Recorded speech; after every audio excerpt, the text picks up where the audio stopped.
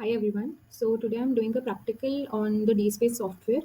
It is a free and open source software package that functions as a digital archive system for the published content. It was developed in the year 2000s by the MIT libraries and HP labs. So today we'll see the basic options and features of the software along with how to create a community, how to create a collection in it, how to add the items and how to edit the metadata in the software. So this is the demo page of DSpace. I've opened it in Chrome. So first we'll do the login. I'm using the credentials provided here. You can also make your own credentials or use the Orchid ID to log in. So as you can see, we have been logged in. Now to our left, there's a management window in which first we have new option for community, collection, item and processes. तो सबसे पहले हम इसमें community create करेंगे क्योंकि ये test version है तो हमारे पास कुछ कम्युनिटीज़ यहाँ पे क्रिएट हुई आ रही हैं लेकिन अभी हम एक नई कम्युनिटी को क्रिएट करेंगे। तो ये हमें लोगो ऑलरेडी मैंने बना रखा है। ये हमारे पास लाइब्रेरी का नेम आ गया। जो हमारे पास ये सारी डिटेल्स हैं इसके अलावा ये मैंने ऑलरेडी सेव करके रखी हैं तो हम इसको जस्ट कॉपी पेस्ट कर लेंगे।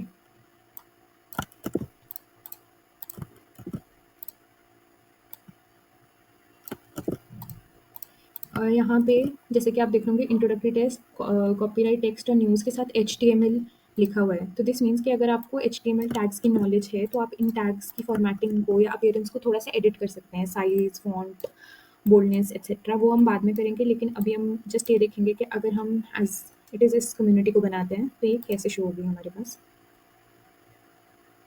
हमारे पास मैसेज आ गया, सक्सेसफुली क्रिएटेड द कम्युनिटी। ये हमारा लोगो आ गया है, ये इसका एक URI आ गया है। URI is uniform resource identifier, जो एक यूनिक स्ट्रिंग ऑफ कैरेक्टर्स होते हैं जो किसी भी रिसोर्स को जो है आइडेंटिफाई करने में हेल्प करते हैं। ये इंट्रोडक्टरी पैसेज आ गया, न्यूज़ आ गई। अभी हमने इसमें कुछ आइटम्स या कलेक्शंस बनाए नहीं है तो ये पोर्शन खाली आ रहा है हमारा। देन ये हमारा कॉपीराइट का सेक्शन आ गया। तो that's how our community looks. Community की डिटेल्स में कुछ एडिटिंग करेंगे तो यहाँ पे हमारे पास एडिट का ऑप्शन है या फिर हम एडिट पे जाके यहाँ से कम्युनिटी को भी एडिट कर सकते हैं। जब हम एडिट पे क्लिक करेंगे तो ये वापस हमें वहीं लेके जाएगा जहाँ से हमने स्टार्ट किया था। यहाँ पे हम कुछ HTML टैग्स का यूज़ करेंगे अब।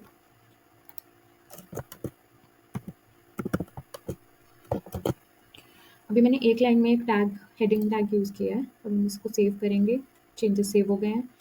तो हमारे पास ये जो है ये बड़े साइज़ में आ गया। ओरिजिनली हमें ये ऐसे दिख रहा था, आफ्टर एडिटिंग हमारे पास ये ऐसा आ गया। अभी मैं इस पेज को रिफ्रेश नहीं करूँगी दूसरे पेज को ताकि हम और देख सकें। दोबारा से मैं एडिट करती हूँ, अब मैं मल्टीपल चेंजेस एक साथ करूँगी। जैसे कि यहाँ पे मैं इसे बोल्ड कर दूँगी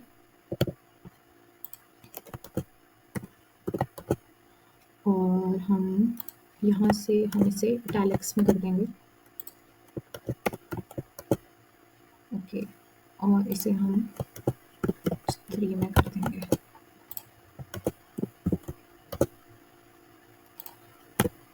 ओके, तो ये हम इसे सेव करते हैं। चेंजेस हमारे सेव हो गए हैं। ये हमारे पास कुछ थोड़े से हमने एडिटिंग की है, ये इटैलिक्स में आ गया। अभी हम सिर्फ इतना एडिट करें, पहले हमारा पेज कुछ इस तरीके से दिख रहा था। सो अब नेक्स्ट हम क्या करेंगे, इसी कम्युनिटी के अंदर जाकर हमें कलेक्शन बनाएंगे। हम जाएंगे कलेक्शन पे, हमारी कम्युनिटी है ये, तो हम इस कम्युनिटी को खोल के इसके अंदर एक कलेक्शन बनाएंगे। सेम वही सारी चीज़ें यहाँ भी हम फिल करेंगे। तो ये डिटेल्स भी मैंने ऑलरेडी सेव कर रखी हैं।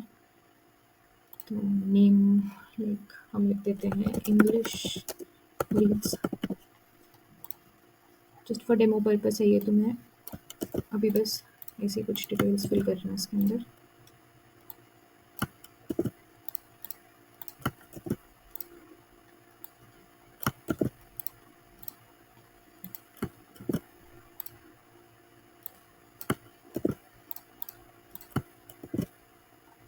अब इसके अलावा हमारे पास यहाँ पे एक लाइसेंस का ऑप्शन है। यहाँ पे हम अपने कलेक्शन का जो भी लाइसेंस है वो क्रिएटिव कॉमन्स में है या पब्लिक डोमेन में है, विद कॉपीराइट है, हम लिख सकते हैं। अभी मैंने एक जेनेरिक सी स्टेटमेंट यहाँ पे लिख दी है। एंटिटी टाइप अभी हम फिल नहीं करेंगे और हम इसे सेव कर देंगे। हमारी कलेक्शन क्रिएट हो चुकी है। सो ये लोगो आ गया है, ये इस कलेक्शन का URI आ गया है और सिमिलरली जैसे हमारे कम्युनिटी के टैग में आ रहा था उसी तरह यहाँ पे हमारे पास कुछ डिटेल्स आ चुकी हैं।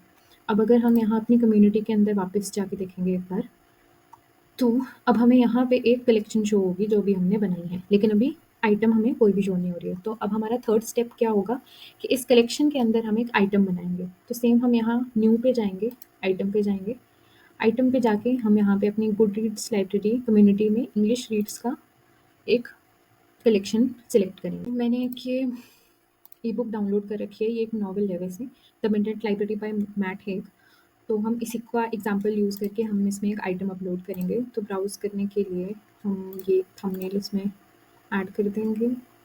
ऑथर है इसका हमारे पास, हम यहीं से डिटेल्स जो हैं वो कॉपी करेंगे ताकि एक्यूरेसी रहे।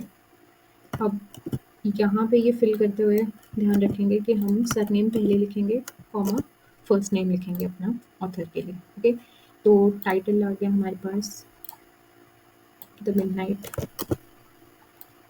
लाइब्रेरी। ओके, अदर टाइटल्स हमारे पास अभी कुछ है नहीं। डेट ऑफ इशू हमारे पास यहाँ है, तो हमारे पास 2020 का फर्स्ट पब्लिकेशन है, उसके बाद कोई डिटेल नहीं है, तो हम यहाँ 2020 ईयर ही यूज़ कर लेते हैं अभी। तो हम यहाँ से पब्लिशर की डिटेल उठा के डाल लेते हैं। साइटेशन, स्टैंडर्ड साइटेशन हमारे पास कोई दे रखी हो तो हम इसमें यूज़ कर सकते हैं। अभी हम इसमें ज़्यादा डिटेल्स ऐड नहीं कर रहे, कुछ भी आइडेंटिफाइज वगैरह, क्योंकि मैं उसे एडिट आइटम वाली मैं बताऊँगी कैसे करेंगे। इसे हम ले लेते हैं, हमारे पास सबसे बुक है, बुक में डालेंगे लैंग्वेज, हम इसकी इंग्लिश ले लेंगे। अब सब्जेक्ट कीवर्ड डाल सकते हैं, लाइक इंग्लिश लैंग्वेज के लिए डाल देते हैं, लिटरेचर से रिलेटेड डाल देते हैं, लाइब्रेरी से रिलेटेड डाल सकते हैं। अभी हम इतने डाल रहे हैं। तो अब अब्स्ट्रैक्ट जो है हम इसे यूज़ करेंगे फ़िलहाल।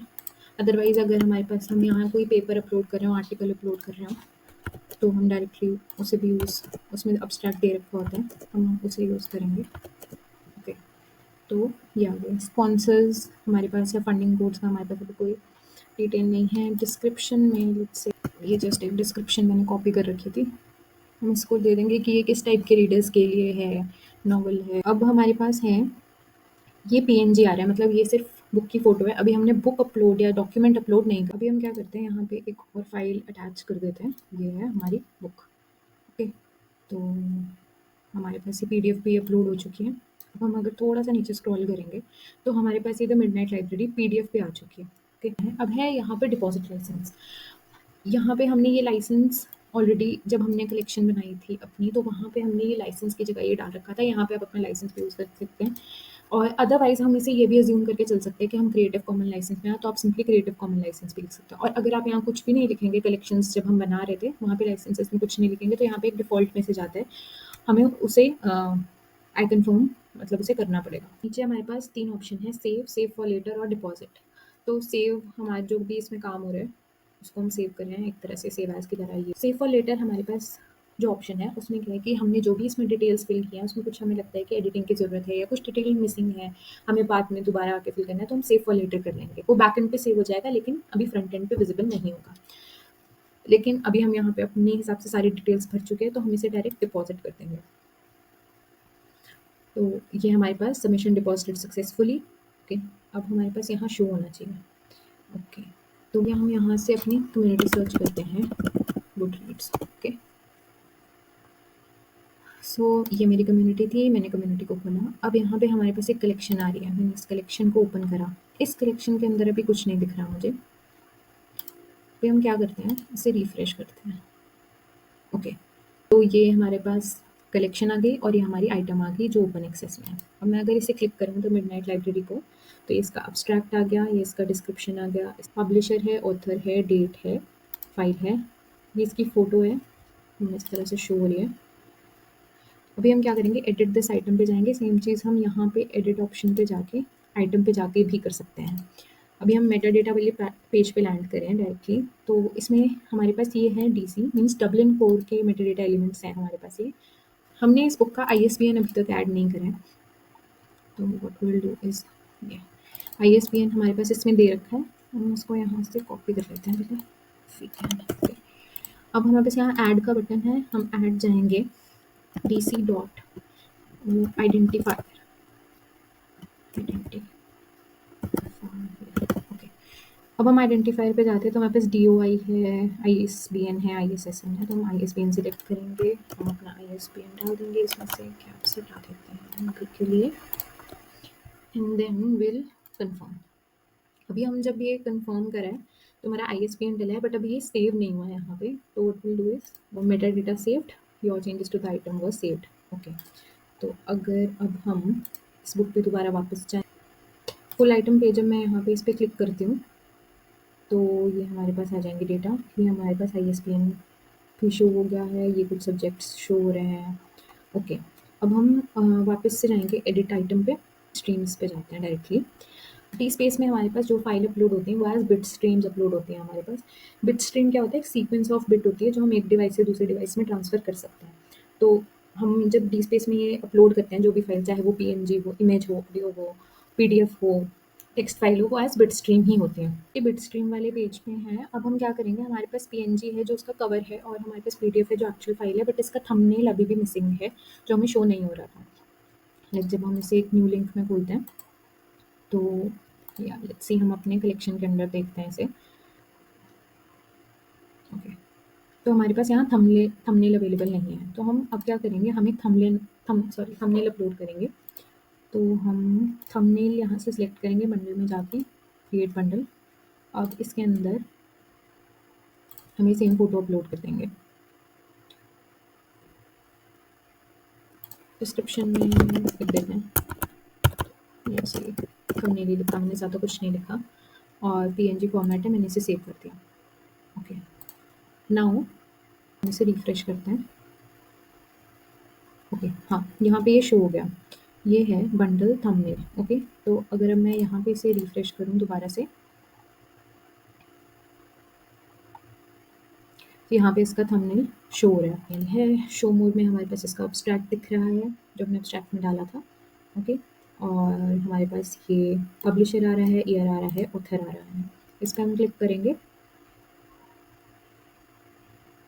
तो हमारे पास ये सारी डिटेल्स जो हैं दोबारा से खुल जाएंगी, और इसका हमारे पास URI आ जाएगा। अगर मैं इस URI को ओपन करती हूँ तो मैं डायरेक्टली इस बुक पे जा सकती हूँ, इस कलेक्शन पे।